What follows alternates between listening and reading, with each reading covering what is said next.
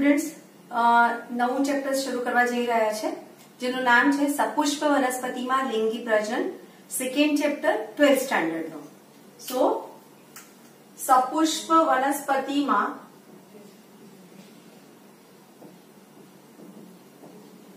લિંગી પ્રજનન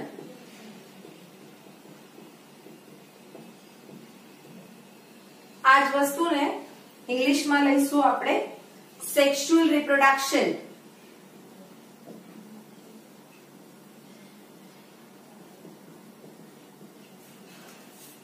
in flowering plants.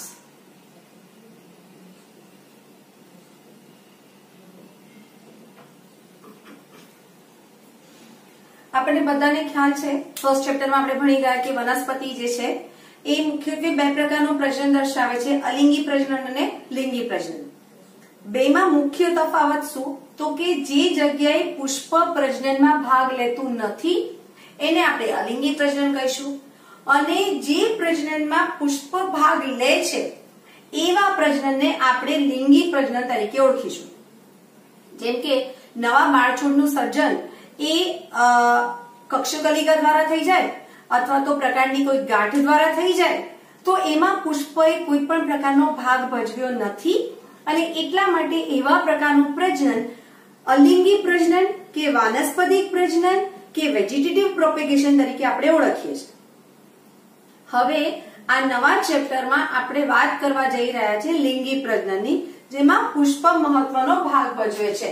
Right. સો પુષ્પ એ વનસ્પતિમાં લિંગી પ્રજનન માટેનું અંગ છે.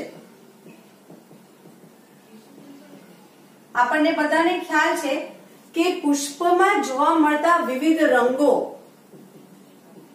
જેને જોઈ અને આપણે ધ્યાન આકર્ષિત થઈએ છીએ, ખુશ થઈએ છીએ, હેપીનેસ ફીલ કરીએ છીએ, એ વિવિધ રંગો, સુગંધ અને પુષ્પના વિવિધ સ્વરૂપો, આ બધું એ ફક્ત આપણા માટે નથી પરંતુ આ ખરેખર તો લિંગી પ્રજનનમાં સહાય કરવા માટે છે. આ આખી ઘટનાઓમાં લિંગી પ્રજનનમાં વિવિધ પ્રકારના કીટકોને, પક્ષીઓને પરાગનયનની પ્રક્રિયા માટે આકર્ષવા માટે આ વિવિધ રચનાઓ જોવા મળે છે. પરાગનયન આપણે આગળના નાના સ્ટાન્ડર્ડ્સમાં ભણી ચૂક્યા છે કે કોઈ એક પુષ્પના પરાગરજ અથવા તો પરાગાશયમાંથી પરાગરજ ને અન્ય પુષ્પના સ્ત્રી કેસરના પરાગાસન પર સ્થાપિત થવાની ક્રિયા એને આપણે પરાગનયન કહીએ છીએ. જેમાં પવન, પાણી, કીટકો, પક્ષીઓ, અલગ અલગ સજીવો ભાગ લેતા હોય છે. પવન, પાણીમાં આ બધું ન પણ હોય તો ચાલે, પણ જ્યારે કીટકો અને પક્ષીઓ દ્વારા પ્રક્રિયા પ્રેરાતી હોય તો તેમને આકર્ષિત કરવા માટે આવી ગોઠવણી હોવી ખૂબ જ જરૂરી છે. પુષ્પ એ ફક્ત મનુષ્યના સ્વાર્થ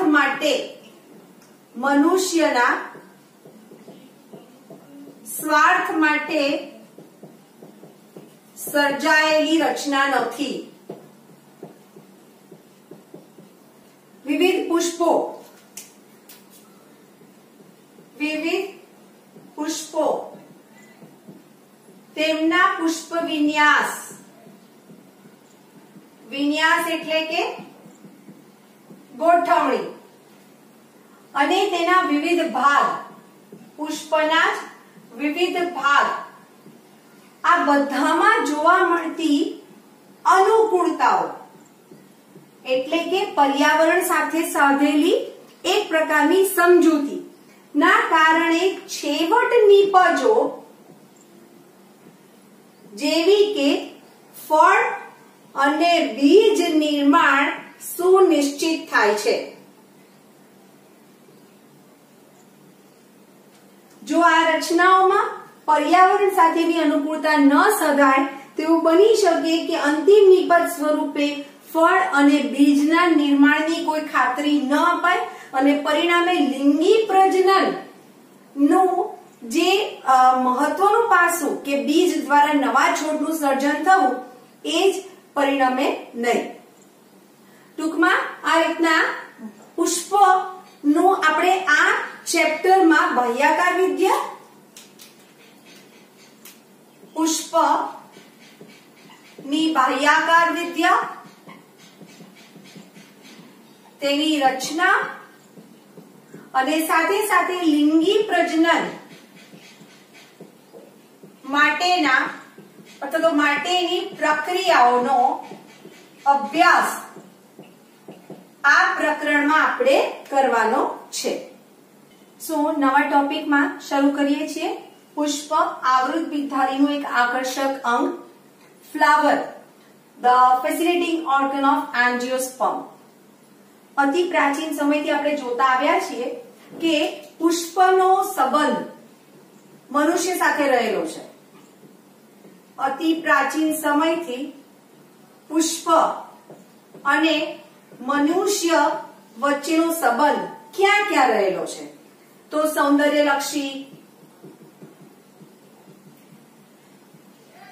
સુશોભનમાં, સામાજિક પ્રસંગોમાં, સાંસ્કૃતિક પ્રસંગોમાં કે ધાર્મિક પ્રસંગોમાં તેનો ઉપયોગ થતો આવ્યો છે. આ ઉપરાંત મનુષ્યની વિવિધ લાગણીઓને પ્રદર્શિત કરવા માટે પણ પુષ્પનો ઉપયોગ થાય છે. કેવા પ્રકારની લાગણીઓ? દુઃખ, ખુશી,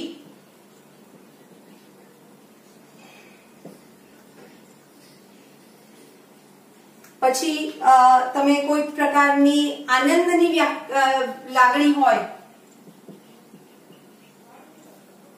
તો આવા બધા પ્રકારની લાગણીઓની અભિવ્યક્તિ માટે પણ પુષ્પનો ઉપયોગ કરવામાં આવે છે. ટૂંકમાં પુષ્પ અને મનુષ્યનો પ્રાચીન સમયથી એક અતૂટ નાતો રહેલો હોય છે.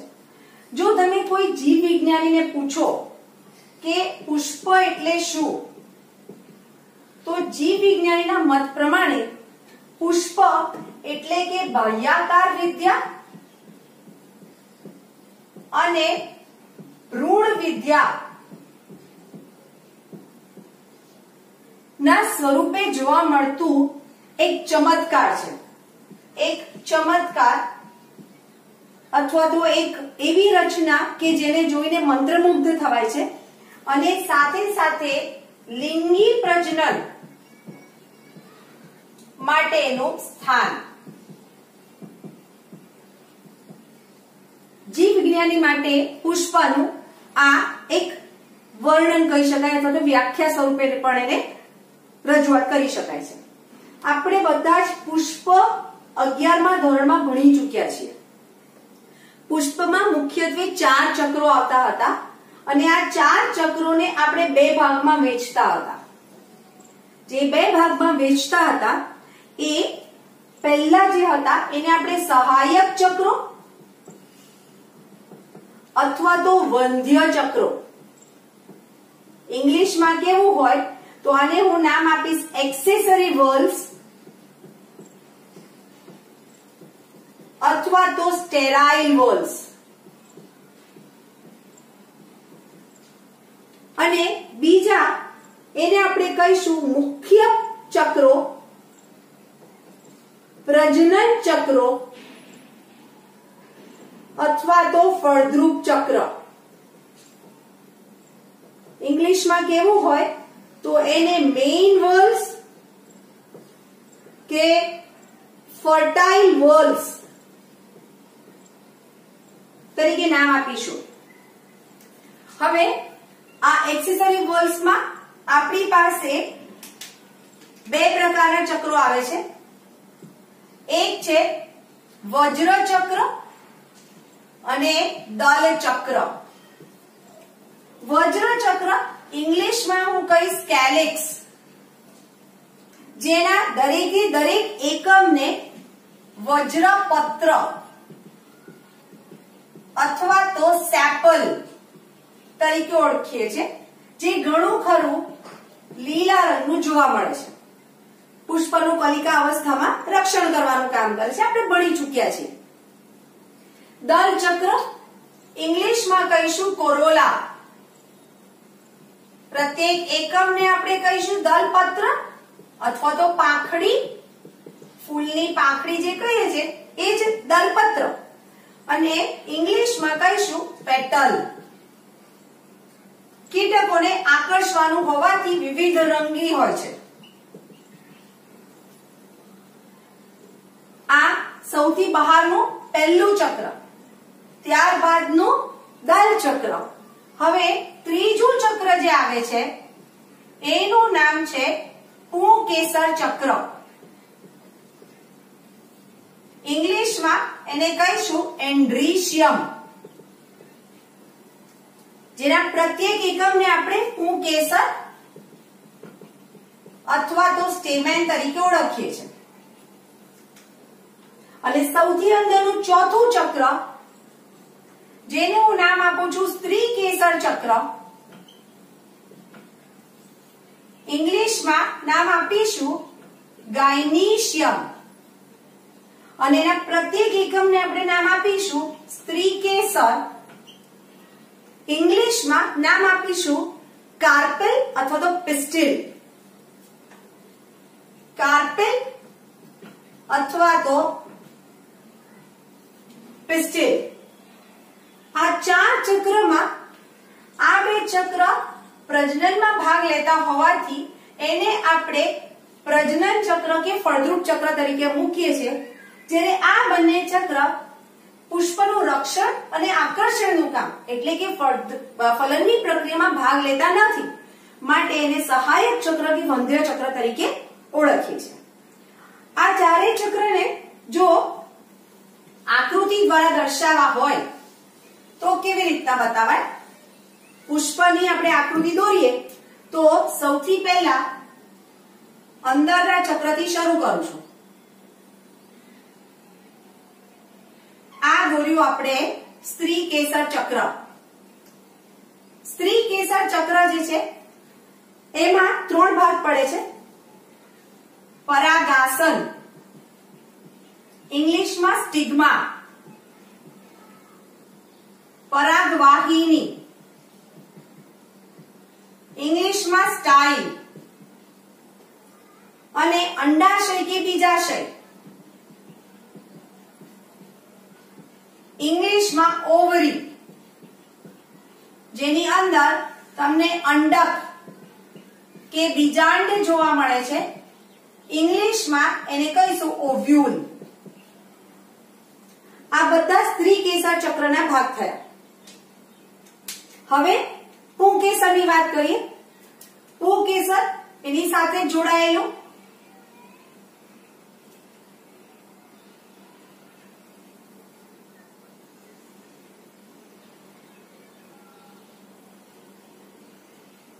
આ પુંકેસર.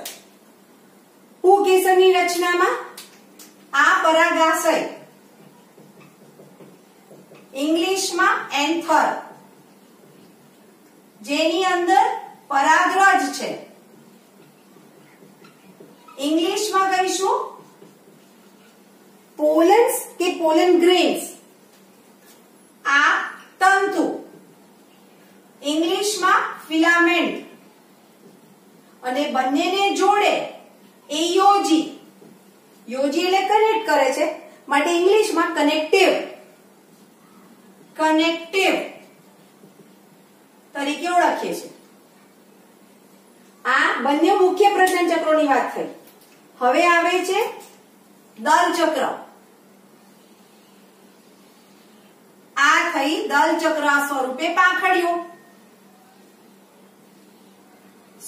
આ છે દલ ચક્ર જે પાંખડી સ્વરૂપે આવેલું છે.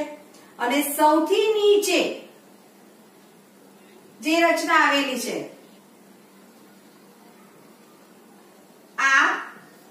એને આપણે વજ્ર ચક્ર તરીકે ઓળખીએ છીએ. આ રીતે પુષ્પમાં મુખ્ય 4 ચક્રોમાં ફલન અથવા તો પ્રજનનમાં ભાગ લેતા હોય એવા બે ચક્રો છે, પુંકેસર ચક્ર એન્ડ્રીશિયમ અને સ્ત્રી કેસર ચક્ર ગાયનેશિયમ.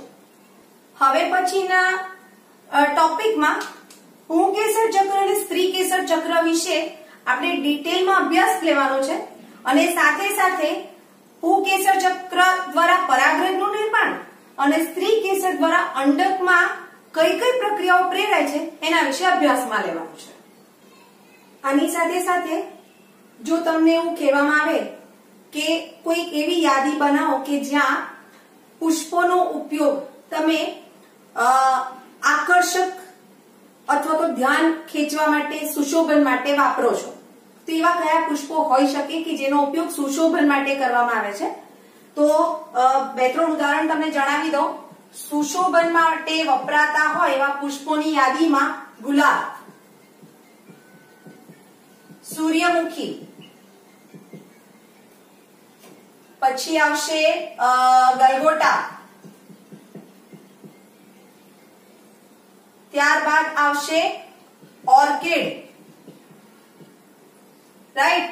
આવા ઉદાહરણ તમે લઈ કે જેનો ઉપયોગ સુશોભન માટે થાય છે, યાદી બનાવી શકો છો. એવી જ રીતના સામાજિક અને ધાર્મિક પ્રસંગોમાં વપરાતા હોય એવા પુષ્પોની યાદી બનાવી હોય તો અગેન શરૂઆત ગુલાબ, મોગરો, ઓર્કિડ, કમળ, ટ્યુલિપ,